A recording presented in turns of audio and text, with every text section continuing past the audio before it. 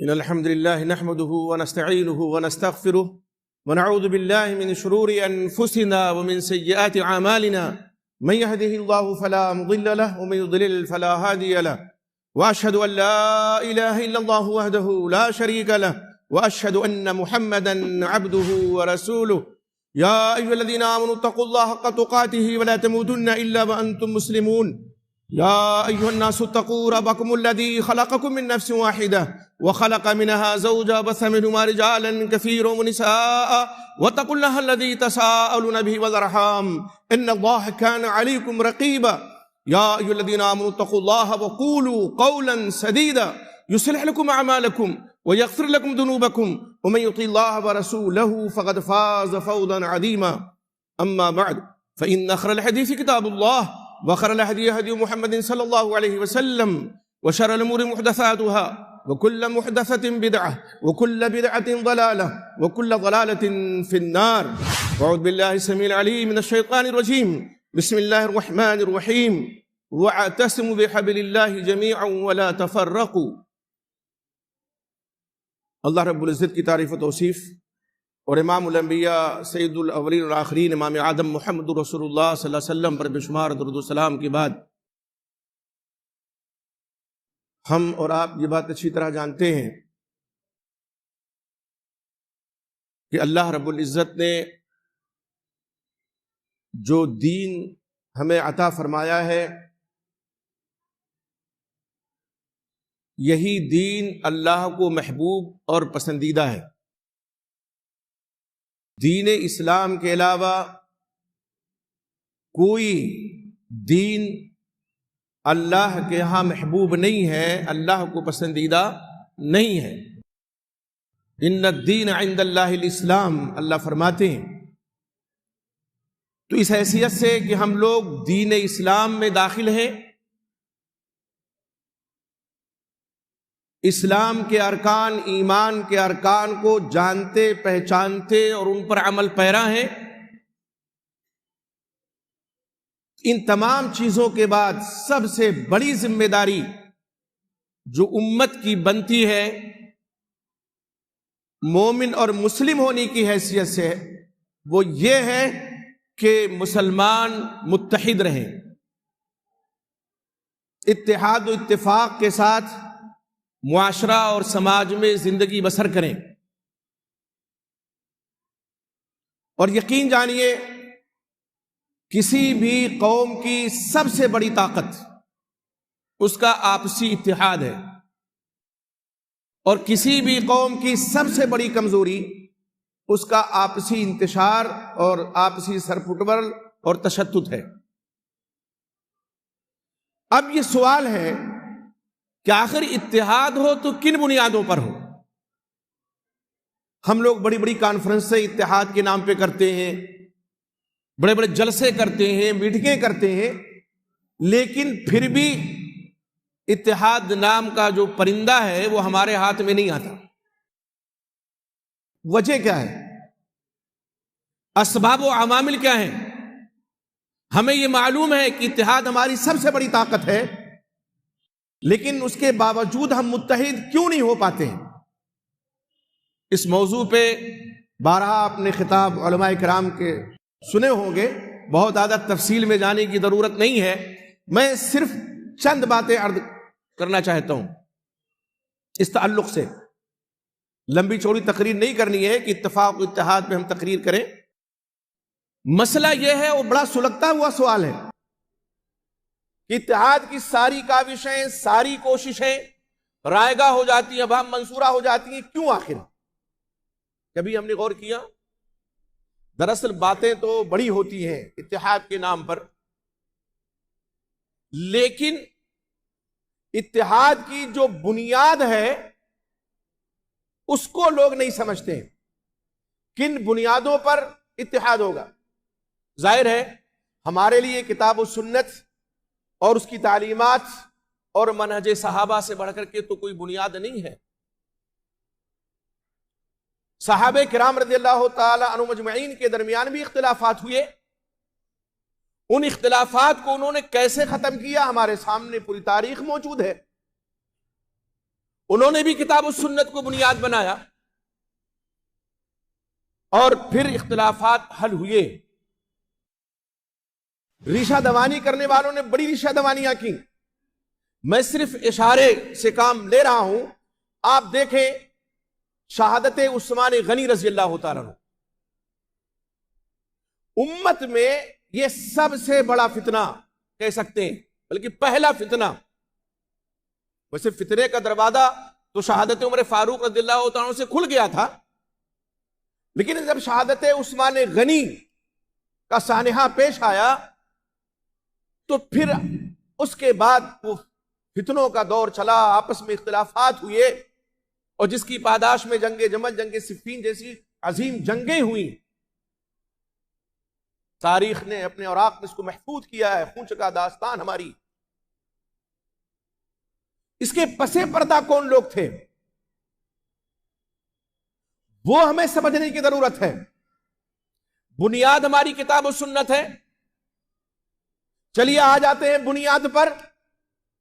لیکن کبھی ایسا ہوتا ہے کہ ہماری بنیاد ایک ہے، اس کے باوجود ہم متحد نہیں ہو پاتے ہیں.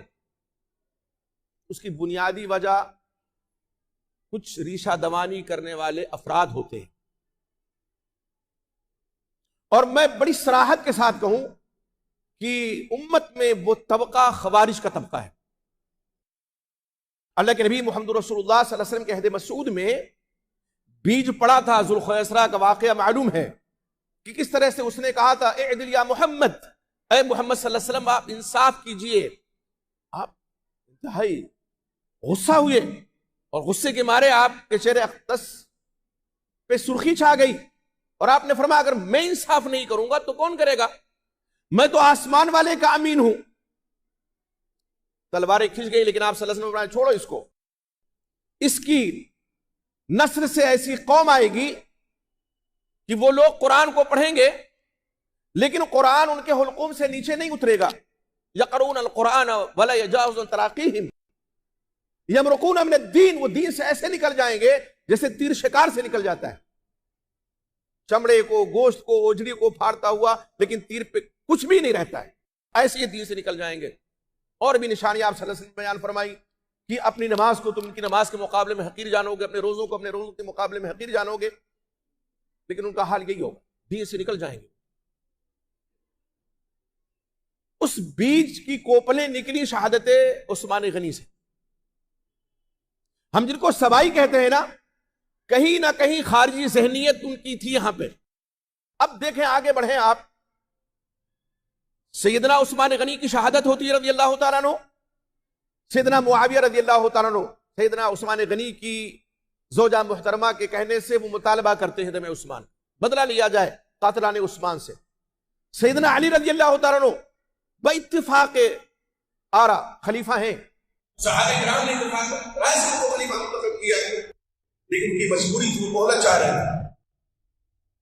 ہم اس حیثیت پہ نہیں ہیں کہ ہم کسی کو حق پر اور کسی کو ناحق پر کہیں، لیکن اتنا تو کہہ سکتے ہیں حضرت علی رضی اللہ عنہ حق پر تھے. سیدنا معاویہ رضی اللہ عنہ کا جو مطالبہ تھا وہ ایک فطری تقاضا تھا.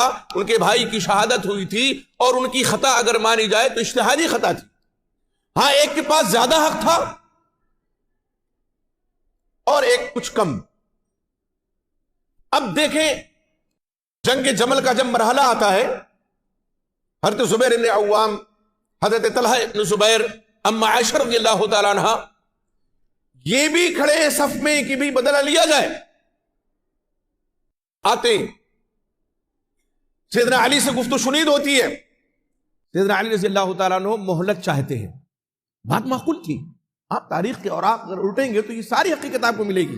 بات معقول تھی اور لوگوں نے تسلیم بھی کر لیا کہ ٹھیک ہے. دیکھیے جب کوئی آدمی مضبوط اور مستحکم حکومت میں نہ ہو تو کوئی ایسا ڈیسیژن نہیں لے سکتا، کوئی ایسا فیصلہ نہیں کر سکتا ہے. بعد لوگ کمپیئر کرتے ہیں اور یہ سب بہت ہی غلط بات ہے. میں بڑی ذمہ داری کے ساتھ کہتا ہوں کہ سیدنا علی نے بدلہ نہیں لیا تھا قاتلان عثمان سے، تو اگر یزید نے نہیں لیا قاتلان حسین سے تو کیا برا کیا؟ ہاں برا کیا، اس لیے کہ یزید فل پاور میں تھا. سیدنا علی رضی اللہ تعالیٰ کے پاس وہ پاور ابھی نہیں تھا، بلوائی مدینے میں دندناتے پھر رہے تھے، قاتلان عثمان عملاً مہلت چاہتے تھے، مہلت مل گئی، لیکن یہ ٹھنڈے پیٹ کیسے برداشت کر سکتے تھے جو خارجی ذہنیت کے لوگ تھے، جو باغی اور طاغی تھے، اور یقیناً جنہوں نے بعد میں حضرت علی کے خلاف خروج کیا اور یہی اصل باغی تھے۔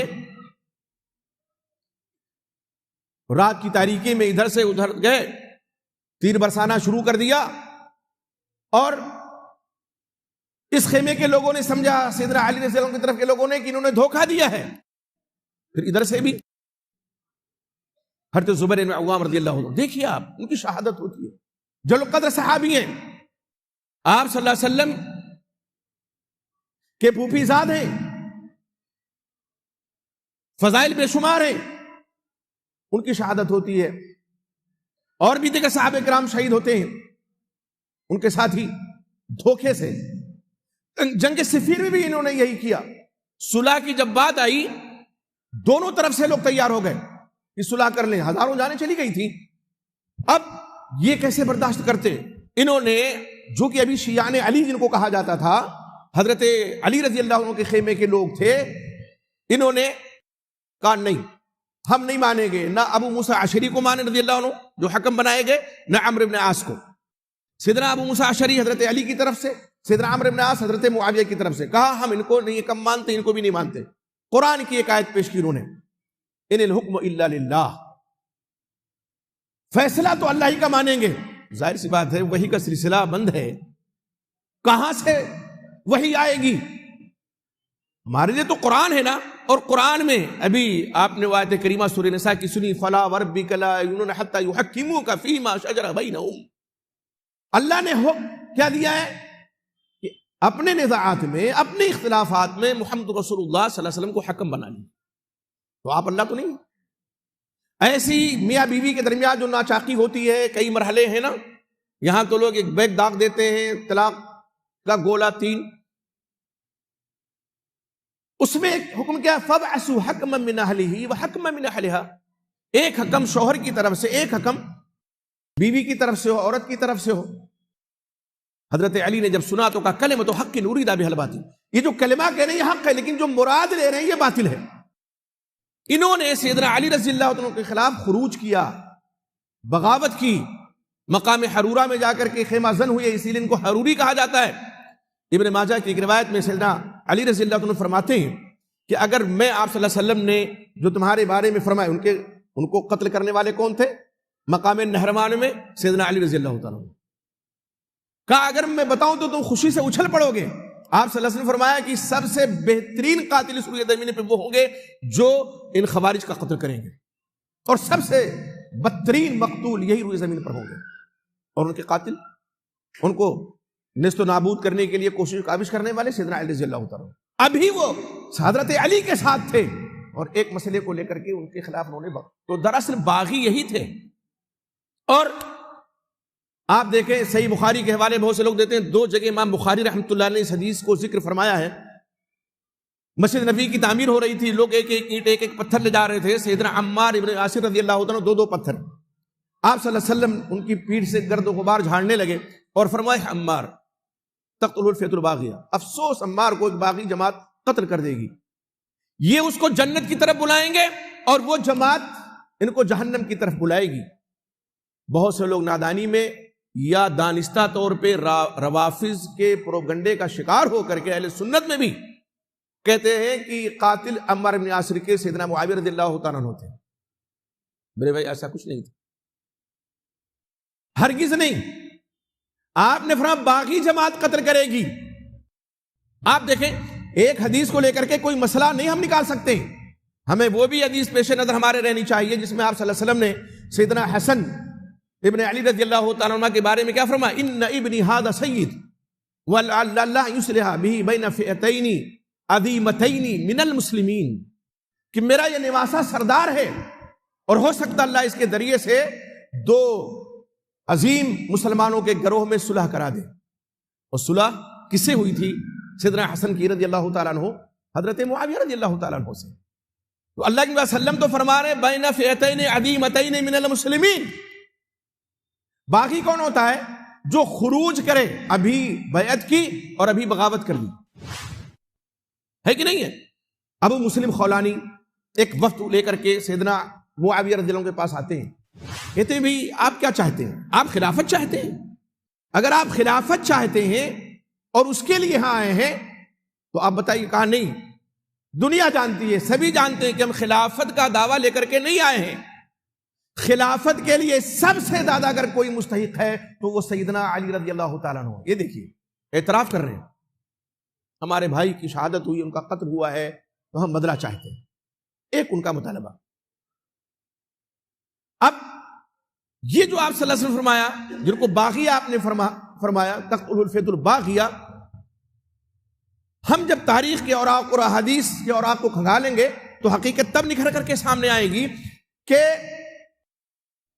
جب سیدنا معاویہ کے پاس لوگ گئے اور کہا کہ عمار بن عاص، اور دیکھیے اس حدیث کے راویوں میں حضرت عمرو بن عاص اور حضرت عمرو بن عاص رضی اللہ عنہ کس کی طرف ہیں؟ سیدنا معاویہ کی طرف ہیں۔ حضرت معاویہ نے کہا نہیں، تم نے قتل کیا اور الزام عمار بن عاص رضی اللہ عنہ کی شہادت کا ہمارے اوپر لگا رہے ہو۔ حضرت عمار بن عاص حضرت علی کی طرف تھے، یہاں انہوں نے چال چلی خوارج نے، اور بعد میں انہی خارجیوں نے حرم میں بیٹھ کر کے رمضان کے مہینے میں سازش کی 3 لوگوں کو قتل کرنے کی، سیدنا علی رضی اللہ عنہ، سیدنا معاویہ رضی اللہ تعالیٰ اور مصر کے گورنر سیدنا عمرو بن عاص رضی اللہ تعالیٰ۔ عبد الرحمن بن جلعین کامیاب ہو گیا، خارجی باغی، اور اس کے ہاتھوں سیدنا علی رضی اللہ عنہ کی شہادت ہوئی۔ بعد میں سیدنا حسن رضی اللہ عنہ خلیفہ بنے تو بدلہ اس سے لیا۔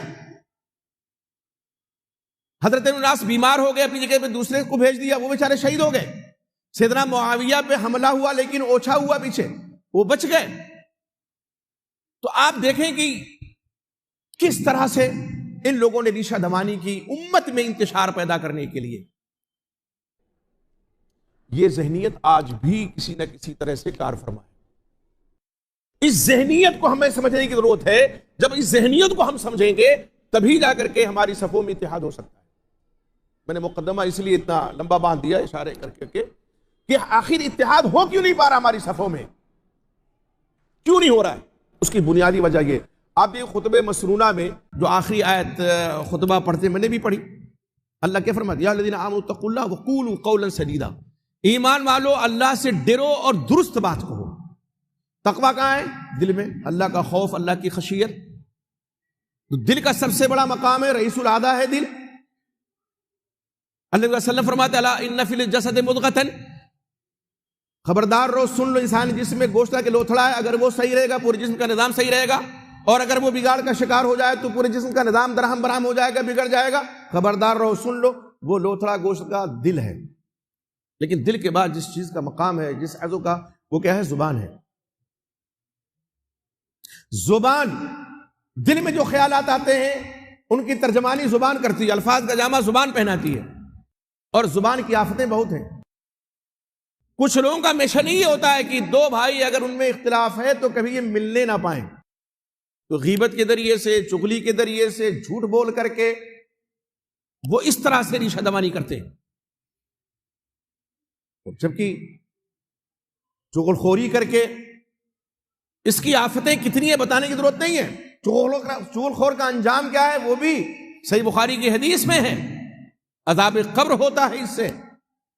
ہمارے بعد بھائیوں نے اس حدیث سے مسئلہ ایک نکال لیا قبر پر پھول چڑھانے کا، کہ آپ صلی اللہ علیہ وسلم کا گزر ہوا قبرستان سے، ظاہر وہی کا سلسلہ چل رہا تھا، آپ کو خبر ہوئی اور آپ نے فرمایا کہ انہما یعذبان، ان 2 قبر والوں کو عذاب ہو رہا ہے، لیکن کسی بڑی چیز میں نہیں۔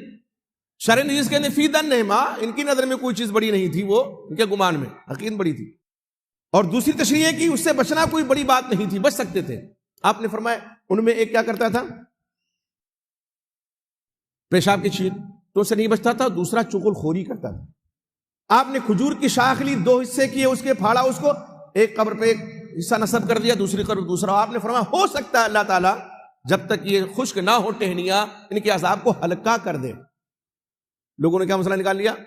قبر پہ پھول چڑھانے کا۔ میں کہتا ہوں صاحب، آپ نے شاخ نصب کی تھی نا، فرق دیکھیے، بزرگوں کے قبر پہ گل پاشی ہوتی ہے، اب تو عام قبریں بھی ہو گئی ہیں، پھول چڑھائے جاتے ہیں۔ دلیل یہ دے، آپ دیکھیں فرق کتنا ہے. آپ صلی اللہ علیہ وسلم کو تو خبر دی گئی نا عذاب ہو رہا ہے. کیا بزرگوں کی قبر میں یہ عقیدہ رکھتے ہیں وہ لوگ جو باقاعدہ ان کو وسیلہ بناتے ہیں کہ عذاب ہو رہا ہے؟ اور جن کو عذاب ہو رہا ہے ان سے اپنی بگڑی کیسے بنوا رہے ہیں آپ؟ ان کو وسیلہ کیسے بنا رہے ہیں؟ تو یہاں تو یہ کتنا بڑا فالٹ ہے. اور دوسرا کیا افضل نے مفضول کی قبر پہ شاخ نصب کی تھی. بزرگ تو ظاہر ہے ہم سے افضل ہیں، تو یہاں مفضول افضل کی کئی فروق ہیں. تو اس طرح سے آپ دیکھیں کہ چون خوری کر کے لوگ دوری بناتے ہیں دو بھائیوں کے درمیان، غیبت کر کے. اور غیبت کی شناعت و قباض ظاہر ہے، وَلَيَغْتَبْ بَعْضُكُمْ بَعْضًا، تم میں سے بعض کی غیبت نہ کرے. کیا تم میں سے کوئی چاہتا ہے کہ اپنے مردار بھائی کا گوشت کا؟ قرآن کہتا ہے. زبان کی آفت بہت ہے، لیکن یہی زبان ہے. ایک موقع پہ آپ صلی اللہ علیہ وسلم کیا فرماتے ہیں؟ لَيْسَ الْكَاذِبُ، جھوٹ کیا ہے؟ یہ گناہ کبیرہ ہے. اور آپ نے فرمایا حضرت معاذ بن جبل کی لمبی حدیث میں جب انہوں نے پوچھا کیا ہم پکڑے جائیں گے، ہماری گرفت ہوگی کل قیامت جو کچھ ہم بات کر رہے ہیں؟ آپ نے فرمایا تیری ماں تجھے گم پائے. معاذ، لوگ اپنے چہرے کے بل اسی زبان کی کٹائی کی وجہ سے ڈالے جائیں گے. تو زبان کی جو آفت ہے اس میں ایک جھوٹ بھی ہے. لیکن آپ کیا فرماتے ہیں؟ وہ شخص جھوٹا نہیں ہے جو دو لوگوں کے درمیان صلح کرانے کے لیے جھوٹ بولے. دیکھیے، لیکن آج ہمارے سماج اور معاشرے میں کیا ہے کہ لوگ دوری پیدا کرنے کے لیے جھوٹ بولتے ہیں کہ دو میں دوری ہو جائے. آپ دیکھیے یہ طریقہ کتنا برا ہے، اور ظاہر سی بات ہے یہ خارجی ذہنیت کی علامت ہے. ایک نہ ہونے دیں، الگ رہیں. دوسری جو بنیادی وجہ ہے، کبھی ہوتا ہے کہ ہم اپنے بھائی سے ملنا چاہتے ہیں کہ ہمارا بھائی ہم سے مل جائے، لیکن اپنی شرطوں کی بنیاد پہ ملنا چاہتے ہیں. ایک یہ بھی فالٹ ہے. دیکھیے صلح تو کچھ دب کر کے ہوتی ہے نا، بھی کچھ آپ بڑھیں آگے، کچھ ہم آگے بڑھیں، تب جا کر کے گلے ملیں گے. ہم یہاں کھڑے ہیں، آپ وہاں کھڑے ہیں، اور ہم کہ بھئی ہم گلے ملنا چاہتے ہیں، تو کیسے ملیں گے؟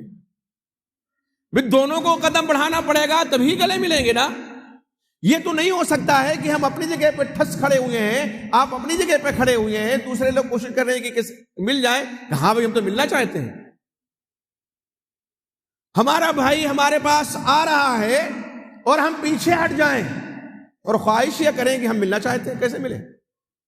پیچھے ہٹ رہے ہیں. بھائی ہمارا بھائی تو آنا چاہتا ہے نا، ہمارے ساتھ بیٹھنا چاہتا ہے نا، ہماری مجلس میں بیٹھنا چاہتا ہے نا، ہمیں بلا رہا ہے وہ نا، تو ہمیں جانا چاہیے، اور ہم پیچھے ہٹ رہے ہیں. تو اتحاد کی ایک بنیاد یہ بھی ہے. اس کو درکنار کر دیں گے ہماری صفوں میں اتحاد نہیں ہوگا. ایک زندہ بزرگ کا واقعہ میں بتاؤں آپ کو، ان کا قول واقعہ کیا. وہ کہنے لگے کہ اہل حدیثوں سے کوئی شرک نہیں کروا سکتا، بدعت نہیں کروا سکتا، خرافات نہیں کروا سکتا. شیطان، ابلیس، وہ یہ سب نہیں کروا سکتا ہم سے آپ سے کہ شرک کروا لے، بدعت کروا دے، نہیں. لیکن لڑوا سکتا ہے تو وہ بخوبی کر رہا ہے. اور یہ زندہ حقیقت ہے. ابلیس اپنی اس چال میں کامیاب ہے. میرے بھائی، اگر ہم اپنے بھائی کے تعلق سے اس دل میں کینہ، کپٹ، بغض و حسد لے کر کے جائیں گے اور پھر اللہ سے یہ آرزو بھی باندھیں کہ ہماری بخشش ہو جائے گی، یہ کیسے ممکن ہے؟ ایک بھائی کا حق دبا دیں اور چاہے ہماری بخشش ہو جائے گی، یہ کیسے ممکن ہے؟ یہ نہیں ہو سکتا ہے. اس لیے اتحاد و اتفاق کہنے میں بہت اچھی چیز ہے، عملاً اس کو کرنا بھی چاہیے، لیکن اس کے لیے نفس کی قربانی سب سے پہلے دینا ہو. یہ نفس جو انانیت جس کے اندر بھری ہوئی ہے، نفس امارہ جس کو ہم کہتے ہیں کہ ارے میں اور میں اور میں، تو یہ جو میں ہے نا، یہ میں جو کرتے ہیں زندگی بھر میں کرتے ہیں، بکری کی طرح سے بزدل بنے رہتے ہیں. اتحاد میں طاقت ہے، اتحاد میں قوت ہے. یہ ہمارے ہاتھ میں جو 5 انگلیاں یہ خود بیان کرتی ہیں. اگر ان کو ایسے باندھ دیا جائے تو ایک طاقت آ جاتی ہے، قوت آ جاتی ہے. اور انسان طاقت محسوس کرتا ہے اپنے اس ہاتھ میں جب اس کی مٹھی بندھی ہوتی ہے. اور ایسے کیے رہے کوئی طاقت محسوس نہیں. آپ مٹھی باندھ کر کے دیکھیں نا، مٹھی باندھ کر کے تو پتہ لگے ہمارے اندر کتنی طاقت ہے. اور ایسے کیے رہیں گے طاقت کا احساس نہیں ہوگا. تو ہماری قوت اور ہماری طاقت مضمر ہے اتحاد میں، اتفاق میں، اور اس کے لیے بہرحال قربانی تو دینا ہوگی. آگے تو بڑھنا ہوگا، یا اگر کوئی ہمارا بھائی آگے بڑھ رہا ہے تو خوش دلی سے اس کا استقبال کرنا ہوگا۔ ہم یہ کہیں نہیں اتحاد تو ہم چاہتے ہیں لیکن ہماری شرطوں کی بنیاد پہ اتحاد ہوگا، میرے بھائی وہ اتحاد نہیں ہو سکتا ہے۔ ہو سکتا ہے وقتی طور پہ اتحاد ہو جائے لیکن وہ اتحاد پائیدار نہیں ہوگا، تو اس لیے کہ ہم نے اپنے نفس کو نہیں مارا ہے، اخلاص کے ساتھ ہم گلے نہیں ملے ہیں، اخلاص کے ساتھ ہم نے ہاتھ نہیں ملایا ہے۔ ہمارے دین نے تو ایسا نسخہ دیا نبی اکرم محمد رسول اللہ صلی اللہ علیہ وسلم نے کہ یہ آج لوگ حیران ہیں، ششتر ہیں، بڑے بڑے ڈاکٹر اور اطباء، یہ جو مصافحہ ہے نا، ہاتھ ملاتے ہیں، آپ صلی اللہ علیہ وسلم نے کیا فرمایا؟ افشوا السلام بین، آپس میں سلام کو رواج دو، سلام کرنے سے محبت بڑھتی ہے۔ اور مصافحہ جب کرتے ہیں، آج کے ڈاکٹر و سائنسداں کہتے ہیں یہ جو بعض لوگ تو ایسے 4 انگلی ایسے ٹچ کرتے ہیں، بس غلط ہے۔ بھرپور مسافہ، بھرپور مسافہ کا یہ بھی مطلب نہیں کہ ہاتھ توڑ دیں دوسرے کا، بعض لوگ ایسے ایسے ہلاتے رہتے ہیں، وہ غلط بات ہے۔ لیکن بھرپور مسافے کا مطلب کیا ہے کہ یہ جو انگوٹھا ہمارا ہے اور یہ جو شہادت کی انگلی، اس کے بیچ میں جو یہ رگ ہے یہ مل جائے۔ ملائیے آپ ہم سے، یہ دیکھیں یہ مصافحہ ہے۔ کہتے ہیں کہ یہاں سے جو رگ ہے یہ دل تک جاتی ہے۔ ہمارے نبی نے کب کہا تھا مصافحہ کرنے کے لیے؟ یہ حکم کب دیا تھا؟ اور آج حقیقت اس کی کھل رہی ہے کہ اس کا فائدہ کیا ہے۔ ہم جب مصافحہ کرتے ہیں تو صرف ہاتھ نہیں ہمارے ملتے اپنے بھائی سے، ہمارے دل بھی مل جاتے ہیں اور مل جائیں گے انشاءاللہ۔ یہ مصافحہ کی برکت ہے۔ تو ہمیں تو ایسا ایسا نسخہ ہماری شریعت نے دیا ہے، قدم قدم پر اتحاد کا مظاہرہ۔ سلام کریں، سلام کو رواج دیں، محبت ہوگی، دشمنی ختم ہوگی، شحنہ جسے کہتے ہیں عداوت ختم ہوگی۔ لیکن آج کیا ہوتا ہے، ذرا سا اختلاف ہوا اور کہیں سامنا ہو گیا ہمارے بھائی سے تو ہم ادھر مڑ جاتے ہیں کہ کہیں ایسا نہ ہو سلام میں پہل کرنا پڑے۔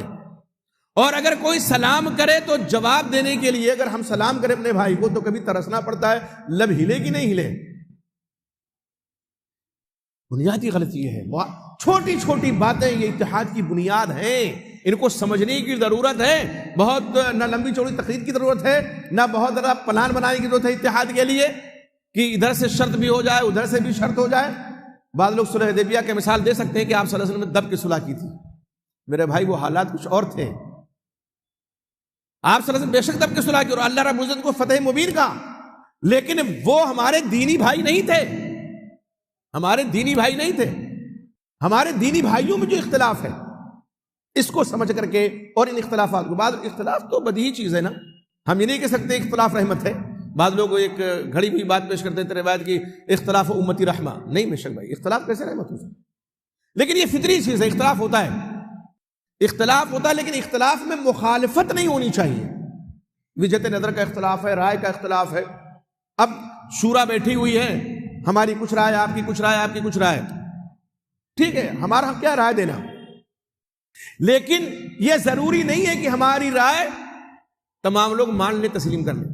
اور جب کوئی شخص اس داعیہ اور جذبہ کے تحت رائے دیتا ہے کہ میری رائے حرف آخر ہے اور اسی کو مانا جائے، اور اگر وہ رائے نہیں مانے گی تو پھر اس کے دل میں گانٹھ پڑ جاتی ہے، پھر وہ کہتا ہے صاحب میری تو کوئی سنتا نہیں۔ میرے بھائی شورا کا قطعاً یہ مطلب نہیں ہے، رائے کا قطعاً یہ مطلب نہیں ہے۔ آپ دیکھیں نبی اکرم محمد رسول اللہ صلی اللہ علیہ وسلم احد کے موقع پہ آپ نے مشورہ کیا صحابہ کرام سے نا، تو وہ صحابہ کرام، وہ نوجوان جو غزوہ بدر میں داد شجاعت نہیں دے سکے تھے، ان کی خواہش تھی کہ مدینے سے باہر، اور دفاعی پوزیشن کیا تھی، کہہ رہی تھی کہ مدینے کے اندر رہ کر کے یہ جو لشکر آیا تھا مکے سے چڑھ کر کے دفاع کیا جائے۔ آپ صلی اللہ علیہ وسلم کی رائے کیا تھی کہ اندر رہیں گے، دفاع کریں گے۔ اور آپ دیکھیے اس وقت رئیس المنافقین عبداللہ بن ابی بن سلول کی بھی رائے وہی تھی۔ اب اس کی نیت کیا تھی، وہ بچنا چاہتا تھا، یہ اور بات تھی، لیکن آپ کی رائے کے ساتھ اس کی بھی رائے تھی۔ لیکن وہ جو جذبات میں نوجوان تھے صحابہ کرام رضی اللہ عنہم اجمعین، انہوں نے کہا نہیں، ہم باہر نکلیں گے۔ آپ صلی اللہ علیہ وسلم نے نبی ہیں، رسول ہیں، امام الانبیاء، امام آدم ہیں، لیکن یہاں رائے لی جا رہی ہے، وَأَمْرُهُمْ شُورَى بَيْنَهُمْ، رائے لی جا رہی ہے، تو رائے میں اختلاف ہوتا ہے نا۔ حکم ہوتا صحابہ کرام یکسر منہ ایک بال کے برابر انحراف کے بارے میں سوچ بھی نہیں سکتے تھے، آپ صلی اللہ علیہ وسلم کا حکم ہو جاتا تھا۔ رائے تھی، اپنی اپنی رائے لوگوں نے دی، لیکن آپ صلی اللہ علیہ وسلم نے کیا کیا، ان کی رائے تسلیم کر لی، وہ گھر کے اندر گئے۔ ادھر آپ تشریف لے گئے، ادھر آپس میں لوگوں نے کہا کیوں آپ صلی اللہ علیہ وسلم کا مشورہ تو ٹھیک تھا، کیوں نہیں مانا تم نے، کیوں نہیں مانا؟ اب لوگوں کو احساس ہوا کہ ہم نے تھوڑی زیادتی کر دی. آپ تشریف لائے ہتھیار بند ہو کر کے. وہ صحابہ کہتے ہیں جن کی رائے تھی باہر نکلیں گے، اللہ کے رسول آپ کی بات ٹھیک ہے، اب اسی پر عمل کریں گے. آپ نے فرمایا نہیں، نبی کی یہ شان نہیں ہے کہ جب وہ ہتھیار پہن لے تو پھر وہ اتارے، اب تو باہر ہی. آپ سے بڑی شخصیت اس کائنات ارضی میں کوئی ہو سکتی ہے؟ نہیں نا. لیکن آپ صلی اللہ علیہ وسلم کی رائے اس موقع پہ صحابہ کرام نے کیا کیا؟ وقتی طور پہ اپنی رائے پہ اڑے رہے اور آپ نے ان کی رائے کو تسلیم بھی کیا.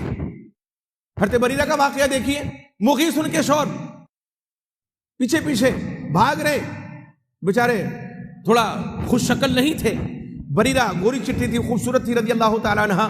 آزاد ہوئی تو یہ شریعت کا حکم ہے بھی، غلام اگر ہے شوہر اور بیوی آزاد ہو گئی تو اختیار ہے اس کو. آپ صلی اللہ علیہ وسلم کہ مغیث کی حالت دیکھ رہی ہو، بریرہ بڑا پریشان ہے، زار بتار رو رہا ہے، پیچھے پیچھے گھوم رہا ہے. کہا اللہ کے رسول آپ کا حکم ہے یا آپ کا مشورہ؟ کہ نبی میں حکم کیسے دے سکتا ہوں، اس لیے کہ شریعت نے جو تمہیں اختیار دیا ہے وہ میں، تو کہا آپ کا مشورہ ہے تو پھر میں مغیث کے پاس نہیں جاؤں. آپ دیکھیں ایسی ہماری جو شورا ہوتی ہے، ہم مشورے میں بیٹھتے ہیں اور یہ تمنا آرزو لے کر کے بیٹھے خواہش کی جو کچھ ہم نے کہا وہ حرف آخر وہی مان لیا جائے، اور اگر نہیں ہماری بات مانی گئی تو پھر ہم مخالفت پہ کمر بستہ ہو جاتے ہیں. یہ بنیادی غلطی ہے اور یہ سب سے بڑی اڑچن ہوتی ہے اتحاد نہ ہونی. اتحاد میں جو اڑچن ہے وہ سب سے بڑی اڑچن یہ ہے. مشورہ دیجیے آپ، لیکن اصرار نہ کیجیے، کثرت رائے کو دیکھیے.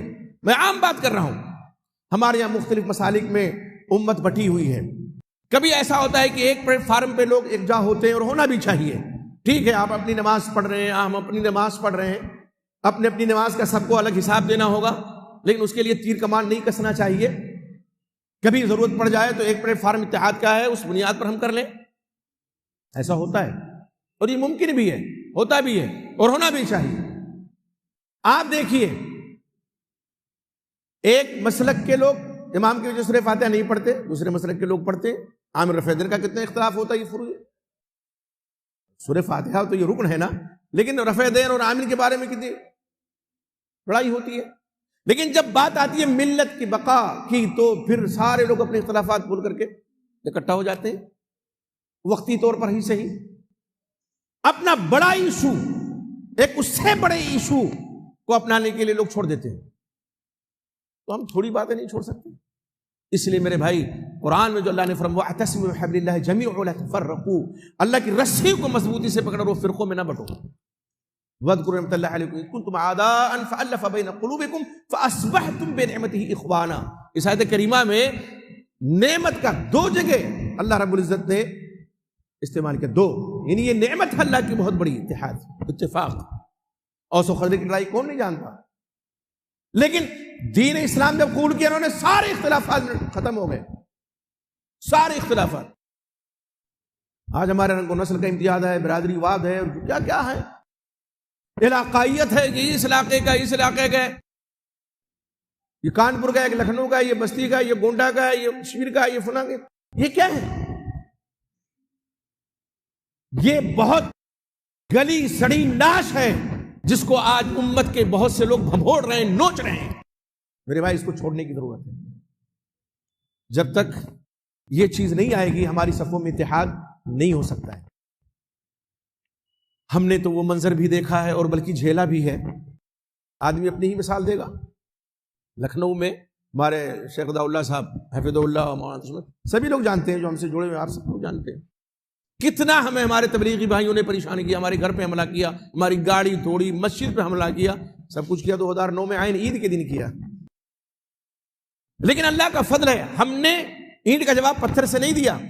اتحاد ملت کے نام سے یو پی پریس کلب میں ایک کانفرنس بلائی، تذکیر کے لیے میں کہہ رہا ہوں، اور اس وقت ہم نے تمام مکاتب کے لوگ علماء کو انوائٹ کیا، اور ہمارے امیر محترم جو اس وقت مرکزی جمعیت کو ناظم اعلیٰ تھے وہ آ گئے. ہمارے ایک دوست شیخ عبد المنان سلفی رحمۃ اللہ علیہ رحمۃ واسعہ، ان کو اور بھی احباب کو ہم نے بلایا.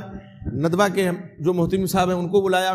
یہاں تک کہ شیعوں کے جو دھرم گرو تھے کلب صادق ان کو انوائٹ کیا. اتحاد. ایک بات میں کروں، کلب صادق نے جو بات کہی اس کو تمام اخبارات نے ہائی لائٹ بھی کیا، شاید سرخیوں میں جگہ دی، اور 4 مقامی چینل والوں نے تو میرا انٹرویو جو نشر کیا وہ بھی دکھایا.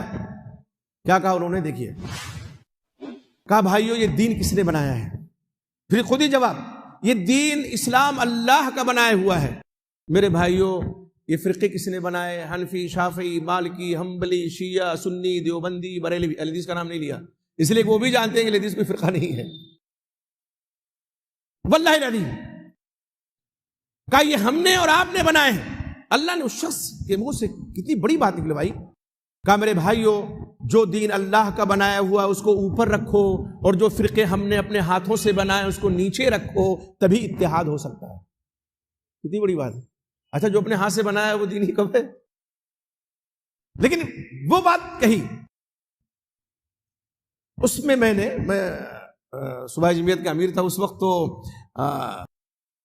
حالانکہ اپنے ادارے سے میں نے کچھ خرچ کیا، تمام میڈیا کے لوگوں کو بلا لیا تھا، تمام میڈیا کے لوگوں کو، اور انہوں نے باقاعدہ ہائی لائٹ کیا، شاید سرخیوں میں خبر چھاپی. اصغر صاحب جب حفظہ اللہ دلی گئے تو مجھے فون کیا، انہوں نے کہا یار یہاں تمام اخبارات میں خبر ہے تمہاری، تصویر صرف تمہاری ہے بچہ اور کسی کی نہیں، کہ سارے اخبارات میں خبر ہے. یہ اللہ رب العزت. ہم اینٹ کا جواب پتھر سے دے سکتے تھے. ہمارے سارے بچے 3 بیٹے تینوں گھر پہ تھے. فرید ہمارے بیٹے وہ بھی عالم آئے ہمارے ساتھ. کابو کیا ہوگا؟ ہمارے گھر کے سامنے میدان تھا، پتھر بازی ہو رہی تھی. میں نے کہا بیٹا یہاں بہت سے تماشبین ہوں گے، اگر کوئی زخمی ہو گیا، مرا گیا تو یہاں اوسطا بجا اللہ کیا جواب دیں گے؟ پھر میں نے 1 ہفتے کے اندر یو پی پریس کلب میں پریس کانفرنس اتحاد ملت آپسی بھائی چارہ کے نام سے بلوائی، اور جو ہم سے مسلکی اختلاف رکھتے ہیں انہوں نے ہماری بات الحمدللہ کہی، اللہ نے اس کے منہ سے کہلوائی. وہ دن ہے، آج کا دن ہے، پیچھے مڑ کر کے ہم نے پھر نہیں دیکھا. اور سارے اختلاف، اب تو کوئی مسجد ایسی نہیں خالی ہے جہاں اپنے لوگ الحمدللہ ہونا نہ ہوں. یہ اللہ کا فضل ہے اور یہ اس کی برکت ہے. میں سمجھتا ہوں کہ جو ہم نے سوچا کہ اگر ہم اینٹ کا جواب پتھر سے دینے کی پوزیشن میں محفوظ ہیں، گھر کے اندر ہے، اگر پتھر ماریں گے کئی زخمی ہوں گے، وہ کر سکتے تھے ہم، لیکن ہم نے نہیں کیا. آج اسی داعیہ اور جذبہ کی ضرورت ہے کہ اگر اختلاف ہے تو دل سے پہلے اپنے دل سے میل کو نکالیے، تبھی میل ہو سکتا ہے. یہ میل اور میل میں تھوڑا سا فرق ہے نا، وہ میل فیمیل والا میل نہیں ہے، یہاں پہ میل نہیں ملاپ کے معنی میں ہے. تو جب میل ہوگا تب میل نہیں ہو سکتا ہے، ملاپ نہیں. تو ہم یہی کہیں گے اپنے احباب سے کہ پہلے میل نکالیے دل سے، پھر میل ہوگا. اور شرائط تو یہ کسی بھی مسئلے کا حل نہیں ہے. اللہ سے دعا کیجئے کہ اللہ تعالی ہمیں اس کی توفیق عطا فرمائے، اتحاد اتفاق سے ساتھ ہمیں زندگی بسر کرنے کی اللہ توفیق بخشے. ہماری آپ کی حاضری اللہ یہاں قبول فرمائے. آمین. السلام علیکم ورحمۃ اللہ.